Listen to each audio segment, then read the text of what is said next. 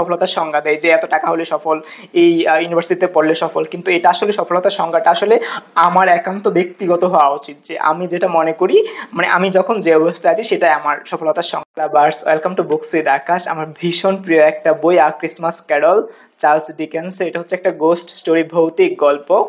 তো এই গল্পটা এত সুন্দর, আমি 2 বছর আগে পড়েছিলাম, এটা রিভিউ দেওয়ার জন্য আমি আবার পড়লাম। তো আমার মনে হলো যে এই বইটা সবার কাছে পরিচয় করানো উচিত, এই বইটার স্বাদ যাতে সবাই নিতে পারে। এত সুন্দর একটা বই, এবং আমার এই যাবৎকালে যতগুলো বই পড়েছি ইংরেজি সাহিত্যের টপ 5-এ থাকবে এই বইটা। তো এটা হচ্ছে 2 বন্ধুর গল্প।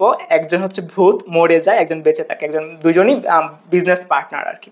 তো ক্রুজ বেঁচে থাকে, এবং তার যে বিজনেস পার্টনার জ্যাকব, সে কিছুদিন আগে মারা যায়। তো ক্রুজ ব্যবসা করতে থাকে, ব্যবসা মানে খাওয়া দাওয়া ঘুম আর ব্যবসা, সে টাকার ধান্দায় পড়ে যায়। তার কাছে উৎসব, ফ্যামিলি, পরিবার, বন্ধু বান্ধব এগুলোর কোনো মূল্য নেই। হ্যাঁ, তো তারপর জ্যাকব তার যে বন্ধু মারা গেছে সেই বন্ধু চিন্তা করে, ভূত হয়ে চিন্তা করে যে আমার বন্ধুটা তো জীবনের মিনিংটা বুঝতেছে না। তো আমি যখন বেঁচে ছিলাম তখন আমি টাকা এবং কাজ এগুলোর ভিতরে আবদ্ধ ছিলাম, আমি আমার জীবনটা বুঝিনি, আমার জীবনটা নষ্ট করেছি। তো আমি চাই না আমার বন্ধু জীবনটা নষ্ট হোক।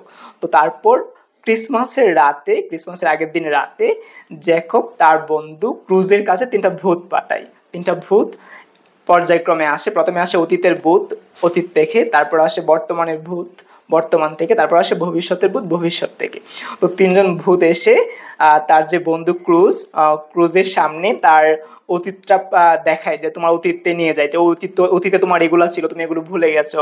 তারপর অতীতে ভ্রমণ করার পর বর্তমানে নিয়ে যায়, যে বর্তমানে তোমার এই অবস্থা, তুমি এভাবে আছো, এভাবে জীবনযাপন করছো।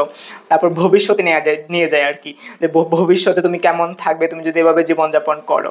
তারপর ক্রুজ বুঝতে পারে যে সে ভুলভাল জীবনযাপন করছে, সে টাকা জমাচ্ছে আর কাজ করছে, তার পরিবারকে সময় দিচ্ছে না, তার বন্ধু বান্ধবকে সময় দিচ্ছে না সে। হ্যাঁ, তারপর কি করে সে তার ভুল বুঝতে পেরে ভূতকে ধন্যবাদ দেয়, এবং সে জীবনের মিনিংটা বুঝতে পারে। সে বুঝতে পারে যে তার শিশু হওয়া লাগবে, তার প্রয়োজনীয় অতিরিক্ত সম্পদ অসহায়দের মাঝে দান করতে হবে, এবং বর্তমানে বাঁচতে হবে, প্রতিটা মুহূর্ত উপভোগ করতে হবে।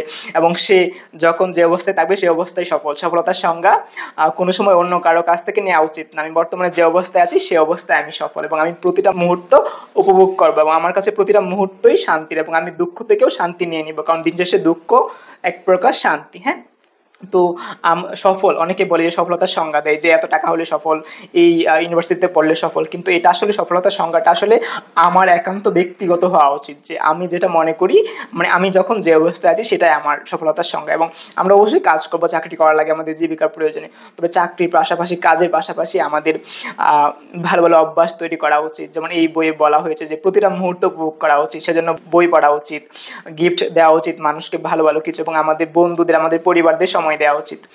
তো এই গল্পটা যখন আমি প্রথম পড়েছি, তো এতটা আমি বিস্মিত হয়েছি যে চার্লস ডিকেন্সের পড়া প্রথম বই ছিল এটা আমার, ক্রিসমাস ক্যারল।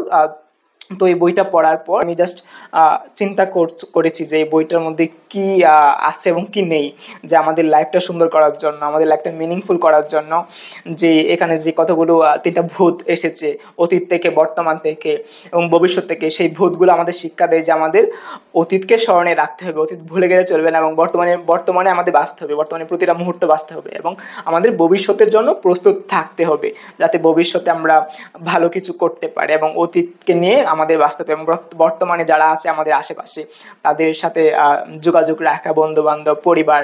হ্যাঁ, এবং বর্তমানে প্রতিটা মুহূর্ত বাঁচা, এবং মৌমাছির মতো প্রতিটা জায়গা থেকে মধু আহরণ করা। হ্যাঁ, তো এত সুন্দর একটা ফিলোসফি, এবং আমাদের জীবনের যে মিনিং, আমাদের জীবনের সফলতার সংজ্ঞা বলেন, হ্যাপিনেসের সংজ্ঞা বলেন, যে বর্তমানের মুহূর্তটাই বাঁচা, এবং দুঃখ থেকে সুখ নেয়, এবং সুখগুলাকেও সবার সাথে ভাগাভাগি করা, এবং আমাদের যে সম্পদ থাকবে আমরা যেটা ব্যবহার করে কিংবা আমরা ইউজ করে আমরা খেয়ে দিয়ে আমাদের আশেপাশের মানুষদেরও আমরা দেয়। মানে আমি একটা ফিলোসফি বিশ্বাস করি যে আমাদের আশেপাশের মানুষ আর আমি সেম, মানে আমি সবাইকে এক চোখে দেখবো, মানে আমার কাছে কেউ বড় না, কেউ ছোট না।